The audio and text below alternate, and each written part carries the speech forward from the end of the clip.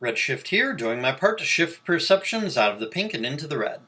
Okay, so this video is going to be a response to Lindsay Zywiciel, who also had a channel called Lindsay Zywiciel and also had another channel called Rational Blackpill. She deleted her Lindsay Zywiciel channel, which, thanks for the subscribers, Lindsay. I was wondering a few days ago why I all of a sudden got 10 new subscribers on my channel. It's because I got a few more subscribers on my original channel, and I got like 10 more on my REDSHIFT 2 channel.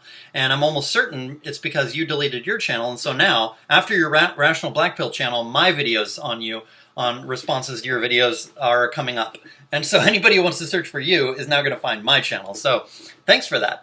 I mean, I suppose it sounds like I'm being an asshole, but genuinely, I'm glad about that, right? Although I would have rather you keep your channel up because I really liked your channel and you made a lot of really good points in a lot of your videos. So even though I may be critical of you in many of your videos, in many of my videos about you, many of which I didn't even release because I thought perhaps you were a little too harsh and or you would change your position, so why should I criticize you on your old position, right? But yeah, I wanted to make this video to you, Lindsay Zywiciel, and I don't know if you'll ever see it or not. You probably won't. You left comments on my on those two of those videos on my original channel that were to you, but I doubt you actually watched them. I think you were just making a response telling me to email you so that you could ask me to take down my videos because, you took down your channel, but I'm not going to do that because, not to be an asshole, but just because I believe in maintaining the historical record, and YouTube channels are the new diaries, and so why should we be editing or deleting our diaries, right? Like, you wouldn't delete your diary, you wouldn't burn your diary, so why should you delete your channel, right? And I think people do understand that your old views are your old views, not necessarily your current views, right? Why not make new videos talking about the same topic and explaining how you think differently now? I mean, I really don't see why you should have deleted your channel, and I don't see why you should have put on unlisted or deleted all the videos but one on your Rational Blackpill channel, because you were one of my favorite YouTubers, and I think it's a real shame that you basically got rid of both your channels. But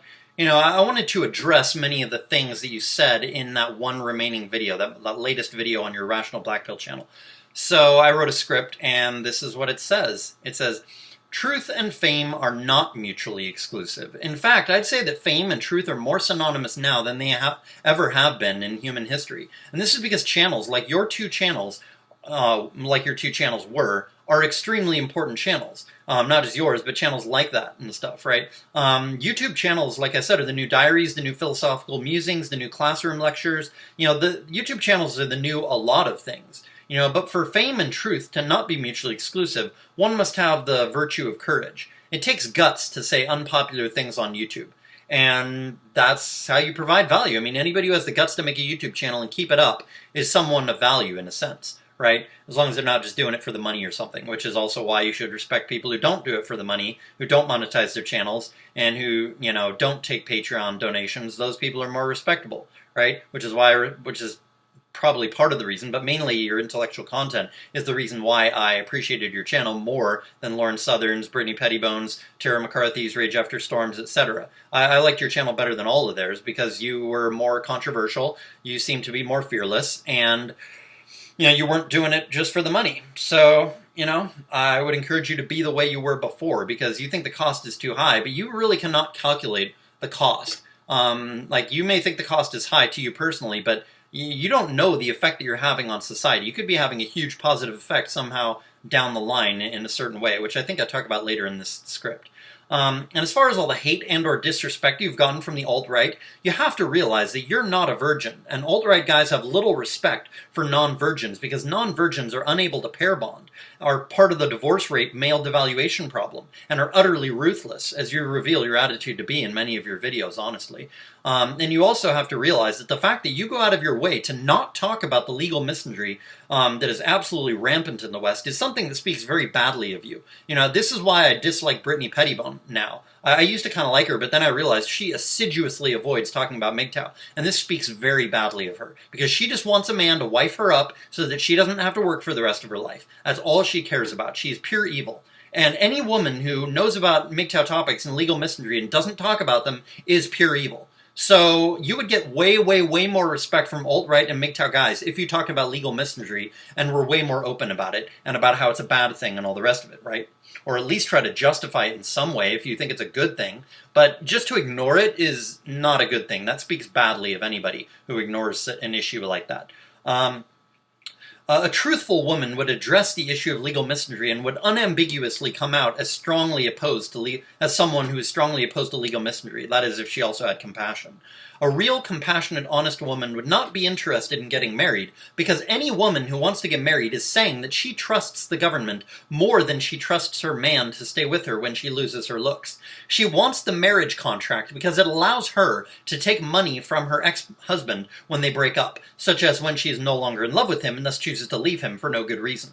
A good woman would not want to get married because she would care about her man and would not want to put himself and would not want him to put himself in a dangerous legal position, right? And she would trust her man enough to know that his promise that he will never leave her is as good as a government contract. A good woman will also acknowledge that it is up to her to be properly behaved in order to make the relationship work, and that if she does something egregious, like cheat, for example, then she deserves to get nothing in the breakup. She deserves to leave the relationship with nothing more than she brought to it in the first place, when they first got together. A good woman will want that responsibility on herself because she knows that it is fair, and because she will know that she will not do anything bad, she will not cheat, she will not leave for no reason, she will stick around no matter what, and she trusts that her man is the same way because he has proven himself to be an honorable man, and thus they can have what is essentially a marriage without a government contract. But women have so screwed up the legal system by supporting gynocentric laws that even that kind of arrangement is not viable for a sane man who knows about the misandry of the legal system, because even just cohabitation is deemed marriage after just a few years. And thus, if a man wants to safely have a long-term relationship with a woman in the West, then the only way he can do so is to live in a separate residence from his long-term girlfriend/unofficial wife. The only thing that can be done about this intractable problem is women can join with men to help men overthrow the government, and that is the only solution. If that is not done, then men will go MGTOW in greater and greater numbers, and it will never end. And then women will be prostituting themselves on the streets by the millions. That's what you ladies have to look forward to, honestly. So if you rational black pill care about, society and about women and about anything really, about the society that your children are going to grow up in and what your daughters are going to have to do to survive, if you care about that, which you should if you're going to have kids, then you should be very concerned with the fact that MGTOW is only going to grow and is going to annihilate society if women don't join with men in trying to overthrow the government. I also want to say, in response to what you said in that only video that remains up on your Rational Black Pill channel, I want to further say that we men no longer trust women. There is no forgiving. You talked about how, men should forgive and all this. No, why should we? Like you said in your comments section, you're 110% selfish. Well, it's 100%, it's not even 100% selfish for men to not forgive women. It's only, let's say 80% selfish for men to not forgive women.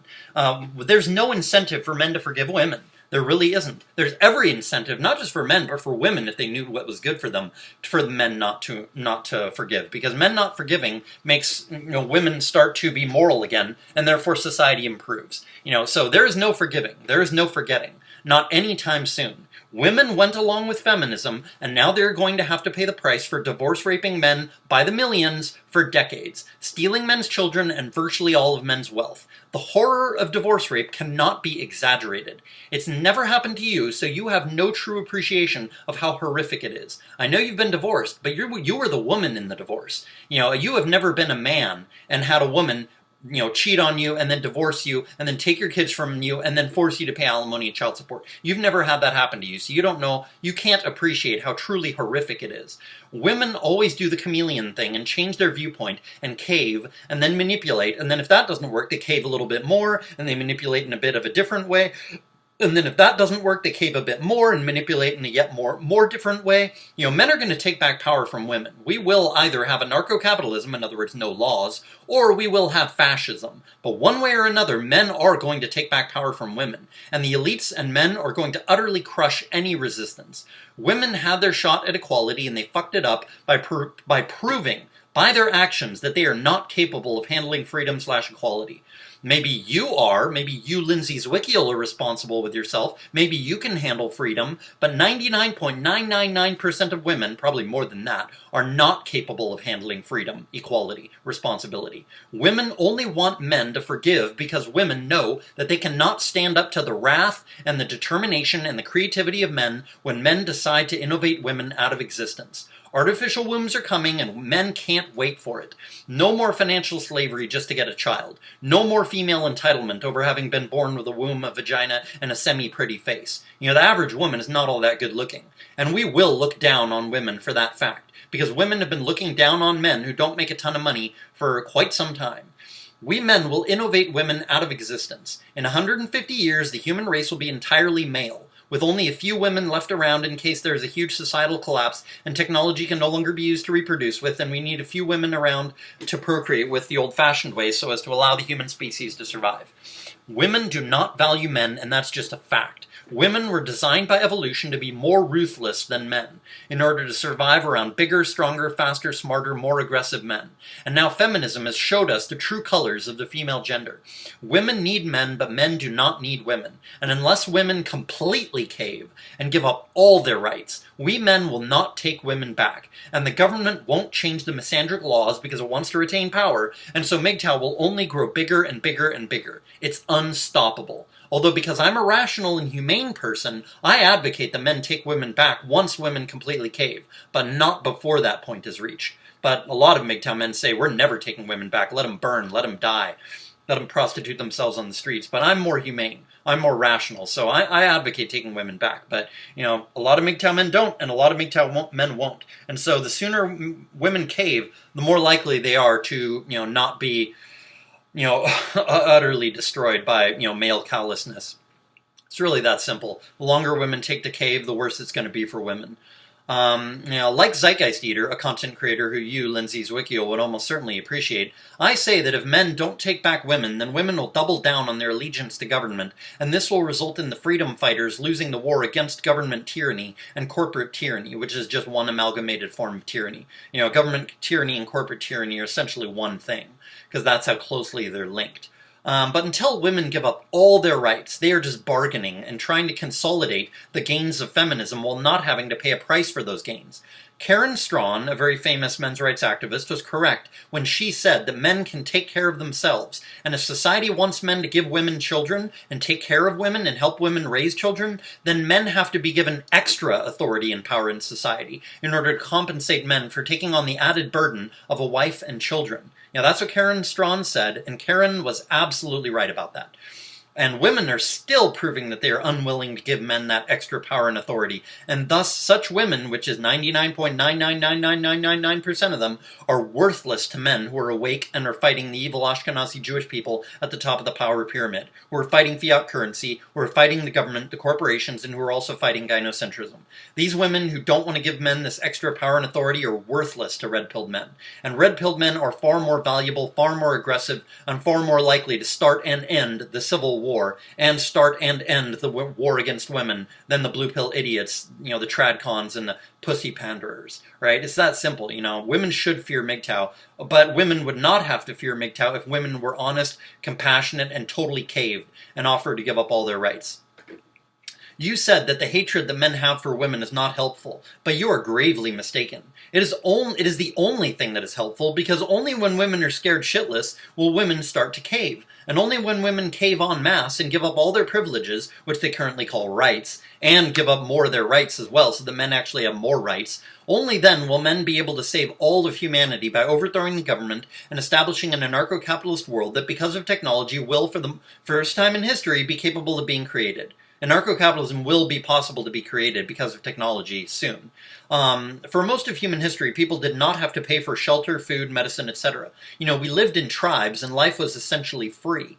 It is unnatural to have to pay rent. It is unnatural to have to pay for clothes, etc. As the population increases, land and food become more valuable and thus must be paid for. But either a workable form of socialism, such as a freemium society, where everyone gets the basics of life for free, such as food, shelter, medicine, and basic clothing, and yet must pay for higher quality things like yachts and large houses and prettier clothes and tastier food.